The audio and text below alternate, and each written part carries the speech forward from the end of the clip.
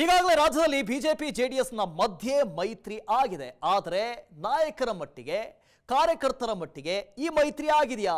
ಮೇಲೆ ಒಂದು ದೊಡ್ಡ ನಾಯಕರು ಅಂತ ಕೂತಿರ್ತಾರೆ ನೋಡಿ, ಅವರ ಬಗ್ಗೆ ಮಾತ್ರ ಮೈತ್ರಿ ಆಗಿದೆ. ಆದರೆ ಅವರಿಗಿಂತ ಕೆಳಗೆ ಒಂದಷ್ಟು ಜನ ನಾಯಕರು ಇರ್ತಾರೆ, ಸೆಕೆಂಡ್ ಗ್ರೇಡ್ನ ನಾಯಕರು.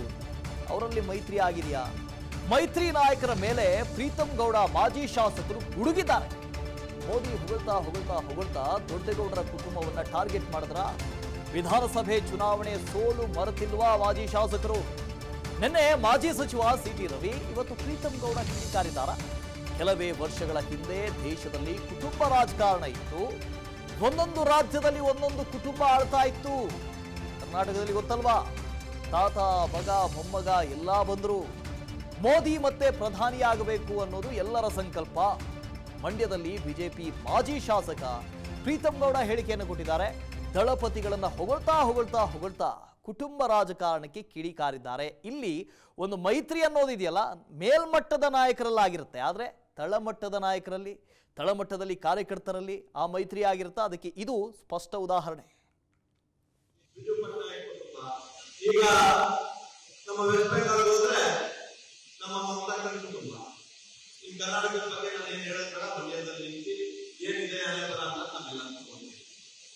ಒಬ್ಬರದಾಯ್ತು, ಮಕ್ಕಳಾಯ್ತು, ಮೊಮ್ಮಕ್ಕಳಾಯ್ತು, ಮಂಡ್ಯದ ಜನ ಯಾವ ರೀತಿಯಾಗಿ ಸ್ವೀಕಾರ ಮಾಡ್ತಾರೆ ಅಂತ ಗೊತ್ತಿದೆ. ಆದ್ರೆ ದೇಶ ಅನ್ನೋದನ್ನು ಏನು ನಾವು ಉಲ್ಲೇಖ ಮಾಡಿದ್ದೀವಿ, ಅದರಲ್ಲಿ ನಮಗೆ ಮೋದಿಯವರು ಮತ್ತೊಮ್ಮೆ ಪ್ರಧಾನಮಂತ್ರಿ ಆಗಬೇಕು ಅನ್ನೋದು ನಮ್ಮೆಲ್ಲರ ಸಂಕಲ್ಪ. ಆ ಸಂಕಲ್ಪದಲ್ಲಿ ನಮ್ಮನ್ನೆಲ್ಲ ರಾಜಕೀಯವಾಗಿ ದ್ವೇಷ ಮಾಡಿದ್ರು ಕೂಡ ಇವತ್ತು ಜಾತ್ಯತೀತ ಜನತಾದಳಕ್ಕೆ ಭಾರತೀಯ ಜನತಾ ಪಾರ್ಟಿಯ ಎನ್ಡಿಎ ಜೊತೆ ಸೇರಿ ಮತ್ತೊಮ್ಮೆ ನರೇಂದ್ರ ಮೋದಿ ಅವರನ್ನ ಪ್ರಧಾನ ಮಾಡಬೇಕು ಅಂತ ಹೇಳಿ ಅವರಿಗೆ ಯೋಚನೆ ಬಂದಿರುವಂತದ್ದು ಅತ್ಯಂತ ಸ್ವಾಗತಾರ್ಹ. ಅವರಿಗೆ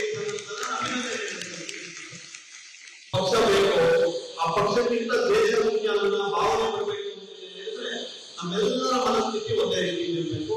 ಆ ಮನಸ್ಥಿತಿ ಸಮಾಜವನ್ನು ಕಟ್ಟೋ ರೀತಿಯಲ್ಲಿ ಇರಬೇಕು. ಮತ್ತು ಏನು ಕುಟುಂಬ ರಾಜಕಾರಣ ನಡೀತಾ ಇದೆ ಈ ದೇಶದಲ್ಲಿ, ಆ ರಾಜ್ಯದಲ್ಲೂ ಸೇರಿದಂತೆ ಮಂಡ್ಯದಲ್ಲೂ ಸೇರಿದಂತೆ ಪ್ರತಿ ಭಾಗದಲ್ಲೂ ಏನು ಕುಟುಂಬ ರಾಜಕಾರಣ ನಡೀತಿದೆ, ಆ ಕುಟುಂಬದ ರಾಜಕಾರಣದ ವಿರುದ್ಧ ನಮ್ಮ ಸಂಕಲ್ಪ ಇದೆ. ಮೋದಿಯವರು ಮೊನ್ನೆ ನಡೆದಂತ ನವಮತದಾರರ ಸಮಾವೇಶದಲ್ಲಿ ಯುವ ಮತದಾರರನ್ನ ಉದ್ದೇಶಿಸಿ 5,000ಕ್ಕೂ ಹೆಚ್ಚು ಸ್ಥಳಗಳಲ್ಲಿ ಮೊದಲನೇ ಬಾರಿಯ ಮತದಾರರನ್ನ ಉದ್ದೇಶಿಸಿ ಮೋದಿಯವರು ಭಾಷಣ ಮಾಡ್ತಾ ಇದ್ದಾರೆ.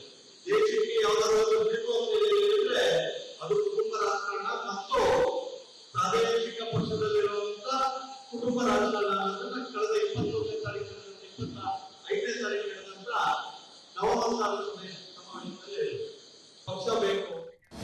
ಅನುಕ್ಷಣದ ಸುದ್ದಿಗಳಿಗಾಗಿ ವಿಸ್ತಾರ ನ್ಯೂಸ್ ಯೂಟ್ಯೂಬ್ ಚಾನೆಲ್ ಸಬ್ಸ್ಕ್ರೈಬ್ ಮಾಡಿ. ಹೊಸ ಸುದ್ದಿಗಳ ನೋಟಿಫಿಕೇಶನ್ಗಾಗಿ ಬೆಲ್ ಐಕಾನ್ ಕ್ಲಿಕ್ ಮಾಡಿ. ಲೇಟೆಸ್ಟ್ ಅಪ್ಡೇಟ್ಸ್ಗಾಗಿ www.vistaranews.com ವೆಬ್ಸೈಟ್ಗೆ ವಿಸಿಟ್ ಮಾಡಿ. ಅಂಗೈಯಲ್ಲೇ ಜಗತ್ತಿನ ಸುದ್ದಿ ತಿಳಿಯಲು ವಿಸ್ತಾರ ನ್ಯೂಸ್ ಕನ್ನಡ ಆಪ್ ಡೌನ್ಲೋಡ್ ಮಾಡಿ.